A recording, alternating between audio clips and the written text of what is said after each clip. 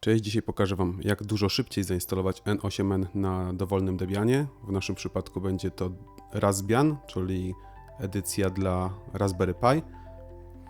W tym celu potrzebujemy skorzystać z klienta SSH. Gdy już nasza malinka przyjmuje ruch, czyli jest już zainstalowany system operacyjny i mamy do niej dostęp, logujemy się do niej przy pomocy naszego klienta. Następnie przy pomocy komendy, która będzie w opisie, pobieramy skrypt i nadajemy mu uprawnienia do uruchamiania. Uruchamiamy skrypt. Skrypt w początkowej fazie będzie instalował wszystkie aktualizacje. Wszystkie nasze biblioteki zostaną zaktualizowane. Następnie zostanie zainstalowany Docker. Po instalacji Dockera skrypt poprosi nas o restart urządzenia. Po zrestartowaniu urządzenia i ponownym podłączeniu się do niego uruchamiamy ten sam skrypt ponownie. W tym momencie zostanie wykryte, że to jest już instalacja, która była uruchomiona wcześniej, więc będziemy szli dalej.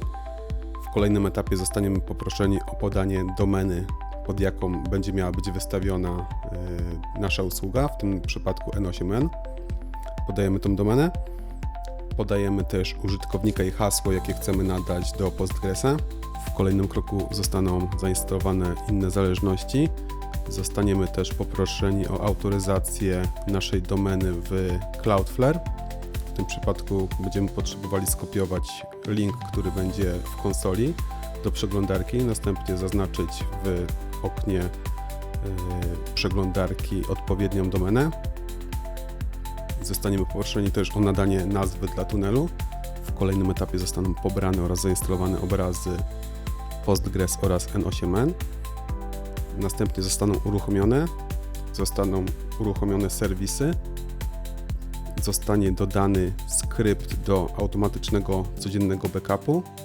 No i nasza usługa już będzie wtedy dostępna w internecie, tak więc będziemy mogli przejść pod adres naszej domeny i zobaczyć, czy faktycznie tam mamy panel administracyjny n8n.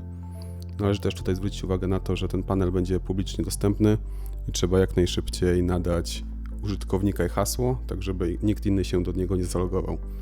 W Cloudflare mamy też możliwość zabezpieczenia naszej domeny w różnoraki sposób. Możemy nadać dostęp tylko dla podanego IP. Możemy dodać podwójne logowanie, czyli będziemy musieli zalogować się, zanim się zalogujemy do naszego n8n, więc możliwości jest naprawdę sporo. Ten skrypt, co widzicie teraz w tle, to jest właśnie to, o czym mówiłem przed chwilą. Jest on puszczony tak naprawdę 1 do 1, więc w ciągu 8 minut możemy mieć zainstalowane pełne środowisko na naszej malince. Tak więc dajcie znać, jeżeli ten skrypt się Wam przydał.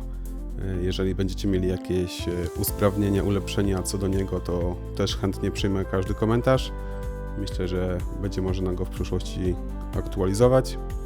Na dzisiaj bardzo dziękuję i powodzenia. Na razie, cześć.